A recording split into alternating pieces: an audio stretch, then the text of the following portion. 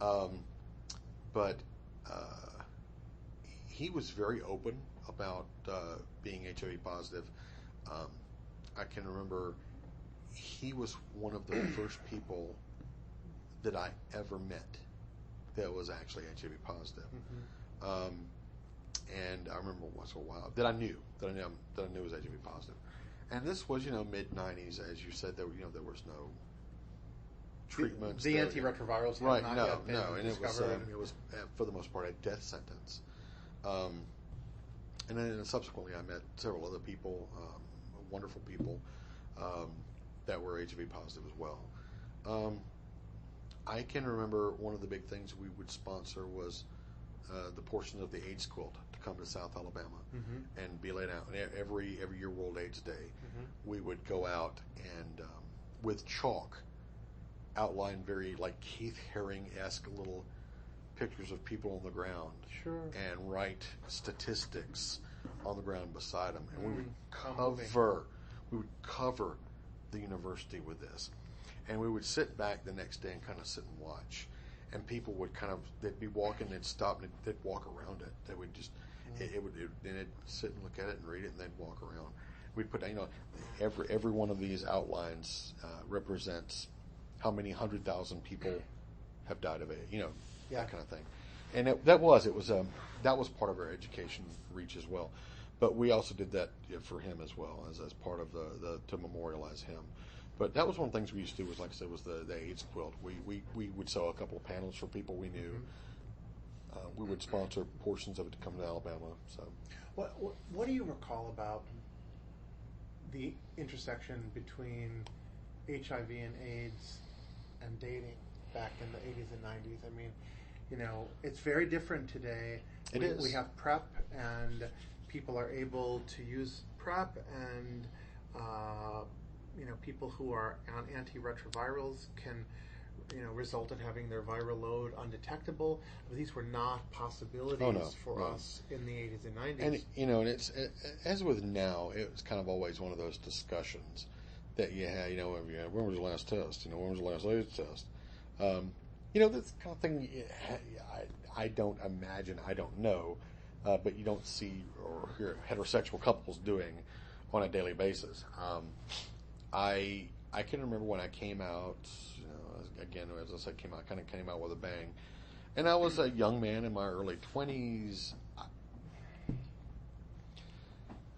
I was a bit, free, promiscuous. I mean, it was something new. It felt the right thing to do.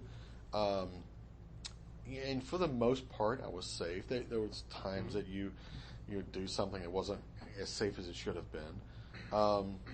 But it was always kind of in the back of your mind. It was always kind of in the back of your mind that this could be the time that, something could happen. A condom could break. Something can happen. It was kind of in the back of your mind. Do you remember the first time you got tested? I do. Remember. Where was that? Where would that have been? It was at the student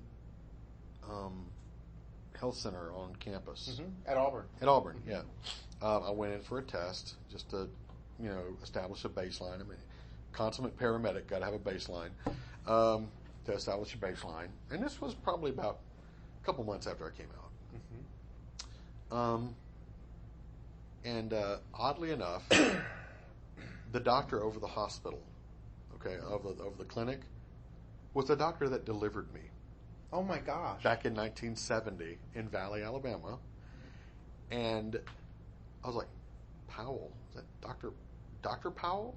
And I was like, yes.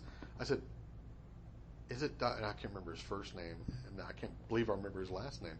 And I said, is he in his office? So it's like, Dr. Powell. That's the older man turned around and said, yes. So, hi, my name is Alan Clampett. He goes, are you Rita's son? I'm like, oh my God. He remembered me. He remembered my mother, my father. Oh my God. Talk about I mean, was I that memorable as a child? I've grown up since then, So he's like, what are you here for? I said, well, I'm taking an HIV test just to be safe. He was like, that's very smart. Good job. Are you being safe? I said, yes, sir, I am for the most part. He's like, be safe. Okay. That is a better... Tell your mother I said hello, and he was very nice. Yeah, that's a better response than I would have expected for the time. Yes. And, I remember the people, because I was looking over your question. The people, because I'd had several tests ever since, and I've never had a bad, people have always been consummate professionals and clinicians. Mm-hmm. As a paramedic, I will tell you this is kind of funny, is that, and I teach EMT, I teach paramedic, that even to this day, if I'm going to a call, people will pull me aside and they'll go, just to let you know, I'm HIV positive. I'm like, okay. I don't plan on having sex with you. We're good. I said, got gloves on. We're safe. Okay. Don't worry. And people will say, he's got HIV. I'm like, and? Yeah. Okay. And it's not.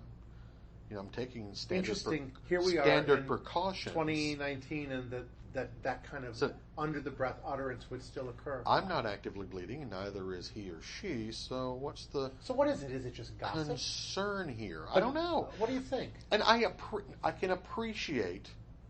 I can appreciate someone telling me. Mm-hmm. I can or telling my part. I can very much appreciate that because they want us to be safe. Sure. They want us to be careful, and I can appreciate that. Universal precautions. But gloves, eye protection. That's you take your standard precautions. You're going to be safe. It's it's a matter of education. Mm-hmm. It is not easy to catch HIV that way. Yeah. There's 17 seconds on a surface, and then it's gone. And if someone is on antiretrovirals, right, and their viral load is on top undetectable, of that. Yeah. But and I wish people that had TB and hepatitis would be so free as oh, by the way, I've got hepatitis. Oh, well, thanks for letting me know. I appreciate that. I'll make sure if I can give you a breathing treatment or whatever, I'll put on a mask.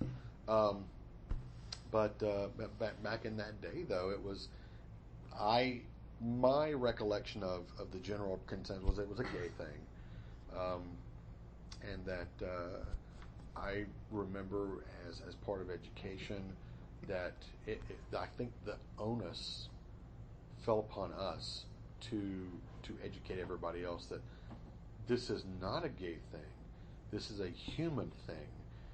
Heterosexual people can't use just as quickly as a homosexual will. So you have to be careful too. So because you fall into that false sense of complacency. Well, I'm straight, ergo, don't mean anything. There are people that are bi that will play for both teams. So be very careful. You still have to be careful. So, I'd like to talk a little bit about your life as a paramedic and as a EMT and paramedic educator. Talk to me a little bit about now, sort of fast forward to the last several years. Do you feel respected as an openly gay man in your profession? Very much so. Talk about that. Very much so. And I don't know if it's because, one, I respect myself, and if it begins there, but I know when I first started in EMS at a small private company in Mobile. That was the first place I was a paramedic. It kind of came out eventually I was gay. Again, I didn't walk in and go, "How y'all doing? I'm gay." I'm a paramedic, by the way. It didn't start like it. It was just through comments. I was with someone at the time. We were together for a couple of years, and I think that through being respectful as well as and demanding being respected played a big part in it. And I wouldn't put up with anything. I didn't beat people over the head with it, but I didn't shy away from the subject. Mm-hmm. And then I went over to AMR over in Gulfport and worked there for several years. And there were people that kind of worked by it. And so the word quickly, he's gay. And I was one of the only openly gay people. Now the operations manager was gay as well. And people knew he was gay, and he did drag sometimes at one of the casinos. And so I guess people, respected me as a paramedic and respected me as an